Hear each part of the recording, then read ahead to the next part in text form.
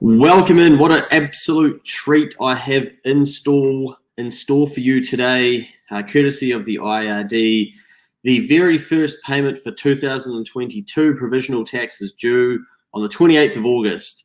Now, I know a number of you still don't get your head around provisional tax, and that's completely fine.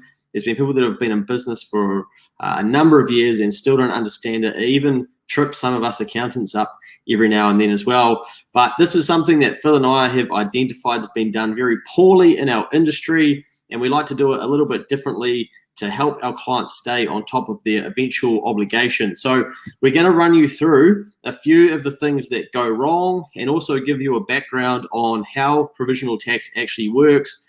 I know that you don't care. Like, that doesn't offend me, and yes, I'm an accountant, and that should be exciting and should be hurtful, but Phil and I get it. It's not fun, it seems complicated, but you need some baseline understanding, and I'll tell you why.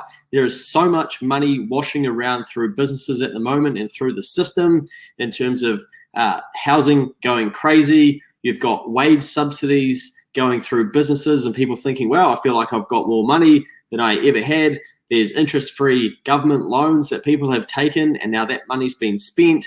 And if you're not staying on top of your taxes, or you don't know how to, all of that money is going to disappear, and you're going to get left with a tax bill, and then you're going to have to start chasing your tail. And you don't want to get into that position, because it does one thing. It takes you away from actually trying to grow your business. So do not completely delegate your understanding of tax. That is not good enough, and it doesn't work in the next advisory world. And we love to help our clients actually get some sort of baseline understanding of it so that they can stay on the front foot and actually make business decisions that are important, rather than freaking out about when the IRD is going to bust their door down in the night and say, give me that tax money. Now, disclaimer, that doesn't really happen, but they can get on your ass if you haven't paid your tax. So let's jump into this document that I've put together for you, and I've even expanded it, so hopefully you can see at your end. I'll just make it a little bit bigger as well, and I'll just make sure that you can still see that. Yep. So this is some real data from a Xero account. I've taken out what these expenses actually are, but basically this is 2 years. So 2020 profit and 2021. Now, how provisional tax works is that the IRD expect a tax payment based on what you made in 2020. So they think, righto, well, if you made $92,000 in 2020, we can probably expect that you're going to make about the same, if not 5% more, perhaps in 2021. Therefore, you should be paying tax at 3 installments, August, January, and May, based on the fact that you're probably going to have a similar profit to the year 2020. Now, where that trips people up is that 2021 comes along, all of a sudden your business starts growing, and already for this business and this demo data, they have had a bigger year already from April, May, June, and July than they had in the entire financial year of 2020. So if they were paying tax based on a $93,000 income, let's say, in 2020, we know that the tax that they're providing for and paying in August, January, and May is not going to be enough to cover the eventual profit that this business is going to make, because they're actually making more than they did the year before. So what happens is your accountant goes along at the end of the year to do your accounts, and they realize, wow, actually, they've had a way better year than last year, and they haven't paid enough tax. Oh, now we have a problem. What do we do? Well, we'll get into that shortly. But this is why it's important for you to go into your Xero or MYOB account and actually have a look at what is the profit that you are trading at right up to this day, right into the financial year, so that you know year to date, right now in this moment of the financial year, what you're actually making. And then you are trying to put tax aside based on the profit that you have for this financial year, not last financial year, because that was last year. This is this year. We have the data at our hands when we're continually reconciling our accounts to actually figure out what our profit is right up until this day of the financial year, and therefore we should be providing for tax at that same rate. So we like to keep an eye on what our clients are actually doing for this financial year and get them to pay tax based on this rather than the prior year. Let me give you a second example. Here is something that happens all the time. We pick up clients from other accountants who aren't managing their clients' tax very well. And they say, yeah, business is going well, boys. I enjoy it. Yeah, I think I've got a bit of tax to pay. I'm not entirely sure. My accountant hasn't really said, but I think I'm all up to date. Wrong. We get it. Have a look. Oh, hey, heads up, you've actually got $45,000 of tax to pay. This is a real tax return. Oh, are you sure? I haven't had any notifications or anything like that. Well, what happens is, back to here, the year before in 2020 for this client, they didn't have much of a profit. So the accountant said, hey, you made about 10 grand. They paid the tax on that. Happy days. Well, the next year, they went and made about $164,000 in profit in 2021, and the accountant hadn't told them that they had any tax to pay at each of those installments, like we just explained in the first example, and staying current with the current year's profit. All of a sudden, they get to the end of the financial year, boomfa, here's 45 grand of tax to pay. How do you feel about that? Oh, shit, that is not a good position to be in. Well, it gets worse. Then we say, well, you better start paying some provisional tax for the 2022 financial year as well. And on the 28th of August, the IRD require you to pay $15,700. And they say, well, are you telling me I've just gone from thinking I've got no tax to pay to all of a sudden I've got 45 grand to pay, and just to cover my 2021 year that's been and gone, and now you're telling me I've got to pay $15,768 on the 28th of August. Yes, that is what we're telling you. Oh, well, I don't have that money. Well, we better find some. And this is so common. We see this all the time, where people end up getting into a position where they're chasing their tail simply because they haven't been taught how to understand provisional tax, and their accountant hasn't communicated this clearly with them. This is why it's so important at each installment to go and figure out what it is that you need to pay, and actually not just bury your head in the sand and understand it. Because, as I said at the start, it takes you away from being able to focus on growing your business and doing the things that are important. Sure, you may not have the understanding that an accountant's going to have, but you should have some understanding.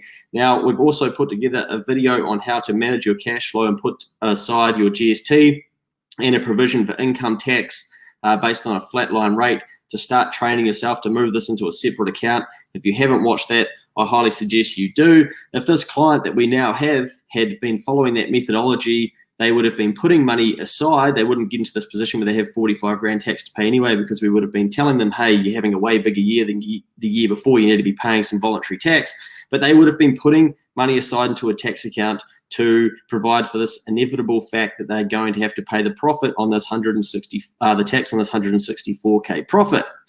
So this is another clear example of, once the 2021 year is filed, well, that was the profit, 164K, tax to pay on that's roughly 45,000, and then the IRD say, hey, well, we're going to take last year, 2021, and we're going to say that 2022 we expect you to have the similar sized year plus about 5%, and we are going to expect 3 installments along the way, so that by the time you do your accounts next year, you will have stayed current with your obligation. Now, that works well for some people, and obviously businesses that are growing at about a 5% rate, but often businesses grow faster than that, or they may even grow slower than that as well. So that's a very blanket rule that the IRD applies and not necessarily accurate. Let me take you into example number 3. Someone's been a bad taxpayer here. They haven't paid their provisional tax installment on the 28th of August 2020. So this is 2021 tax, and they had an obligation to pay those installments, much like this person does here. With 15 grand, this person only had 4,000 to pay. Well, they're expected to pay $4,403 in August, then again in January, then again on the 7th of May. Well, naughty, they didn't pay any of these. What do we say about that? I wonder who this is. They've got a late payment penalty of $221.91, to another $200 and another $200, and then they've got $500 of interest to pay. The IRD is saying this isn't good enough. You know what you need to pay. Where is the money? We're going to penalize you for not doing it. Now, you can see that on about 12 grand here, $12,800. It's actually 13, isn't it? $13,200. You've got almost over $1,000 already of payment penalties and interest racking up on that from the IRD, and we're not even that far into this financial year. So that's only going to keep climbing and climbing and climbing. Now, there is a beautiful thing these days called tax pooling. And what we're going to do to avoid paying these penalties and save this client $660, 666, maybe they are the devil, we're going to call tax traders and say, hey, can we please purchase some tax credits as if this client had have paid that $4,403 on the 28th of August, on the 15th of January, and the 7th of May. The lovely people at Tax Traders are going to say, yes, we have some tax credits available. We are going to buy those on your behalf. You're going to pay some interest to us as a fee in order for us to do it. It's going to save you $660 in late payment penalties, and you're going to save that $520 a use of money interest there as well, but you're going to pay some interest to us. So what that does is applies a credit to the account for the taxpayer on each of those dates, so that it makes it look like they have actually paid on the correct date, and tax traders are using credits that they have from taxpayers who have overpaid their tax at each of those installments as well. So unless you love accounting and geeky business stuff, you probably don't know too much about that. And that is why an accountant is very valuable when it comes to getting in trouble with your provisional tax as well, because this is, as we said before, over $1,000 of penalties and interest on what is really 13 grand of tax. Now, imagine if this person here starts getting caught behind. Imagine what those penalties and what the interest is as well. So if you do get into a position where your accountant isn't communicating with you and you don't understand what's going on, and you've got overdue tax to pay and it's for the 2021 financial year, know that there is a thing called tax pooling. And even if you just ring your accountant or a smarter one and say, hey, I've heard of tax pooling, I know I've been naughty and I haven't been paying my tax. Can you please help me? What can tax pooling do for me? They will potentially be able to help you and put that solution into play.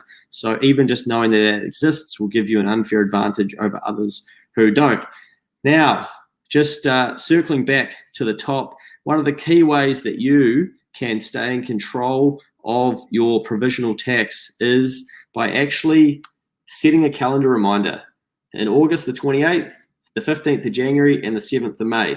Then go back a month and set it a month out before that. Hey, it just gives you a reminder, hey, I need to be thinking about provisional tax, because there's a high chance if you're not at the stuff all the time, you're going to forget about it. And that's okay, because you've probably got other things you need to be doing, but you can't bury your head in the sand. So set up calendar reminders to remind you, I need to be paying these things on the correct due dates, and you need to be thinking about it 2, 3, 4 weeks ahead of money being due. The second thing is watch our video on managing your cash flow, moving money into a tax account so that you can stay on top of your eventual obligations and get in the habit of actually saving money for your taxes and paying for it as you go and staying current.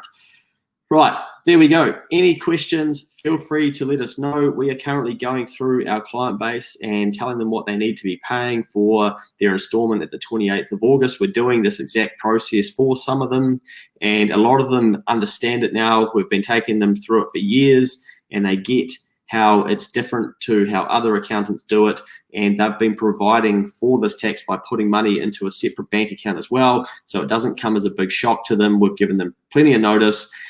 They pay it, they're happy, they carry on in their business, the IRD are happy, and they're not sitting there going, holy shit, I didn't know I had this tax to pay, how's this happened? And that is what we're trying to avoid, so that business owners can keep moving forward. The more friction we put in front of business owners, the more it slows them down and more it takes them away from doing the things that they need to be doing, which is keeping our economy ticking along nicely, working towards productivity and efficiency so that we can keep growing and growing properly through productivity and efficiency rather than debt.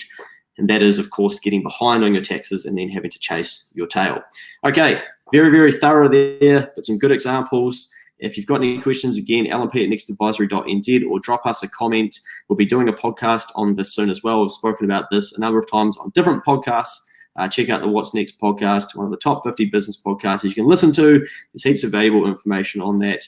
Go well. If you don't want to leave a comment and you want to keep it anonymous, feel free to email us or send us a direct message and we can address it as well. Cheers. Have a good afternoon.